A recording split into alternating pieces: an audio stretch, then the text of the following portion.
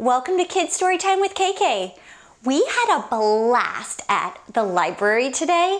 We read books all about my favorite topic. What do you think that is? You guessed it, books! We read books about books. So we're gonna do that today.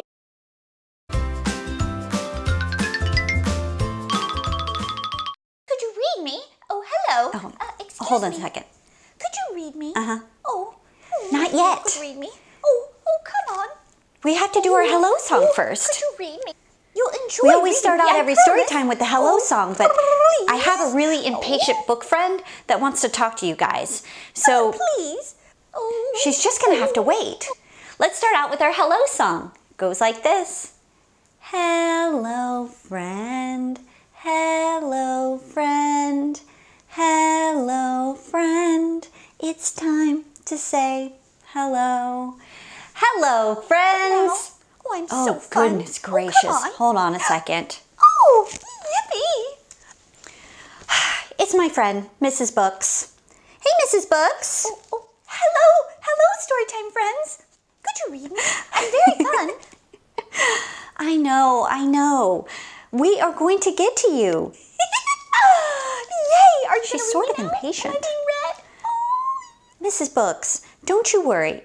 Okay. Should we read Mrs. Books right now? Oh, I would just love that. Yes. All right, let's read Mrs. Books right now. What book are you, Mrs. Books? My book is called The Book with No Pictures. Oh my goodness, I love that book. I think you guys will love this book too. Let's get reading. This is called The Book with No Pictures. This book is by B.J. Novak. It might seem like no fun to have someone read you a book with no pictures. It probably seems boring and serious, except here's how this book works.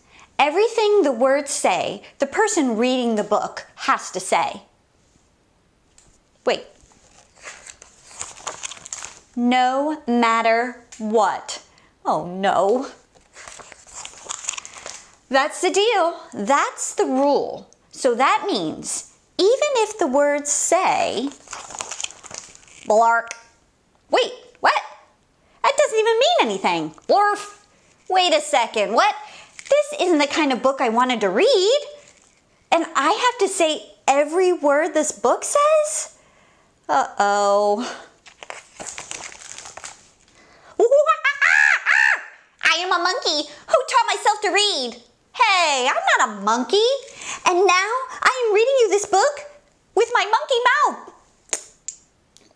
And my monkey voice. Wait, that's not true. I am not a monkey. Yes, I am a monkey. I am also a robot monkey. What? And my head is made of blueberry pizza. Wait a second. Is this whole book a trick? Can I stop reading, please? No? And now it's time for me to sing you my favorite song. A song? Do I really have to sing a song?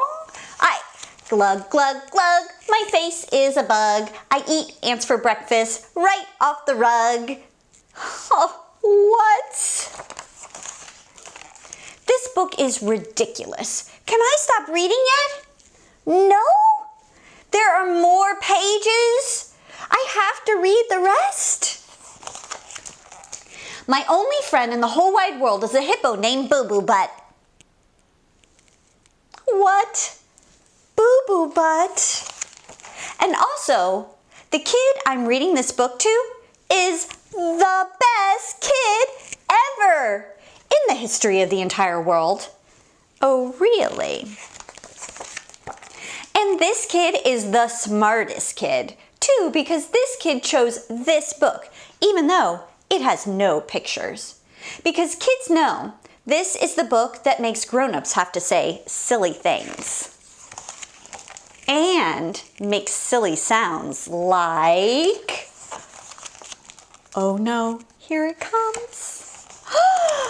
Glurgawaku magrumpatu aya brug uli umbili blinkety blankety blinkety blank ebity bobbity boobity dop bongety bongety bongety bong. Oh my goodness. Please don't ever make me read this book again. It is so silly. In fact, it's completely and utterly preposterous. Next time, please, please, please, please, please choose a book with pictures. Please, because this is just too ridiculous to read. The end. Bonk. I didn't want to say that.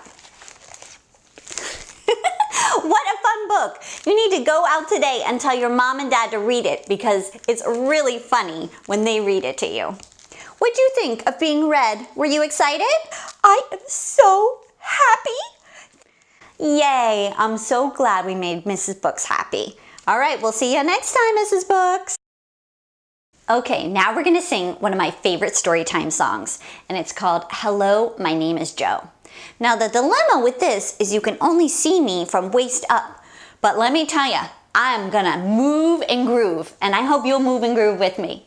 It goes like this. Hello, my name is Joe. I got a wife and a dog and a family, and I work all day in a button factory. One day, my boss came up to me. He said, Joe, are you busy? I said, no. He said, turn the knob with your one hand. Hello, my name is Joe. I have a wife and a dog and a family, and I work all day in a button factory. One day, my boss came up to me. He said, Joe, are you busy? I said, no. He said, turn the knob with your other hand. Hello, my name is Joe. I have a wife and a dog and a family, and I work all day in a button factory. One day, my boss came up to me. He said, Joe, are you busy? I said, no. He said, turn the knob with your one foot. Hello, my name is Joe. I got a wife and a dog and a family, and I work all day in a button factory. One day, my boss came up to me. He said, Joe, are you busy? I said, no. He said, turn the knob with your other foot. Hello, my name is Joe. I got a wife and a dog and a family, and I work all day in a button factory. One day, my boss came up to me.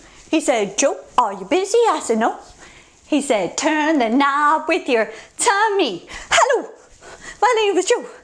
I got a wife and a dog and a family, and I work all day in a button factory. One day, my boss came up to me. He said, Joe, are you busy? I said, yes. Woo! Oh, that was a fun one. Our next book is called The Book That No One Ever Read. Well, that's so sad. Every book longs to tell its story. From the moment they're bound, they wait for fingers to open them up. Do they? Well, books are as different as people. Some are adventurers and want many readers, while others have forgotten they once longed to tell their stories. The library Maury lived in was full of such books. Maury was only 5 years old. That is very young for a book. But he thought that 5 years are an awfully long time to just sit on a shelf. So one day, he pushed himself forward just a few inches. And where do you think you're going? Asked Victor. He was very proud of the gold on his spine. Yes, what are you doing? Asked Jane. But I'm bored, Maury exclaimed. No one ever reads us. Well, lucky us, exclaimed Nietzsche from the shelf above. No fingerprints on our pages. No cracks, no bent corners. Yes, whispered Beatrix. One hears terrible things. Books left open for days and days, weeks even. She went on and on. Pages smeared with coffee and chocolate. The others moaned after each exchange. Okay, that's terrible, said Maury, but not as terrible as nothing happens, ever. I want fingerprints on my pages. I want to be read until I come apart. Oh, the moaning and rustling that filled the library. Quiet, all of you, shouted Dumas, who claimed you could learn fencing just by reading him. The young one is right. I would love to leave, but I am so old. I guess my spine would come off. Leave? Asked Maury. How? Well, why don't you jump, Victor said.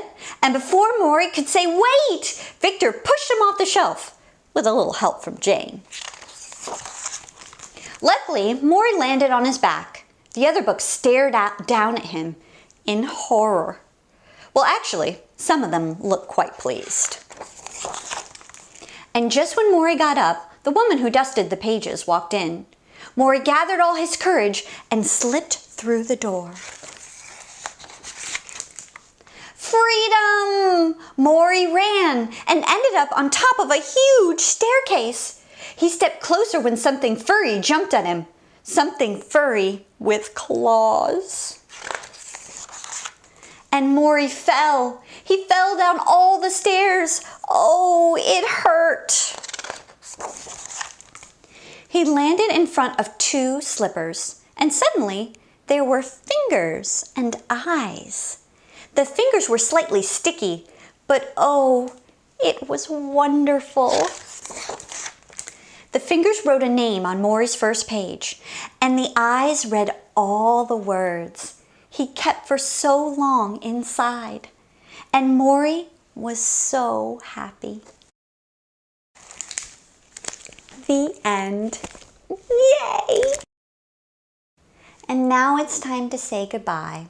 And we end our story time just like we started with our goodbye song. It goes like this.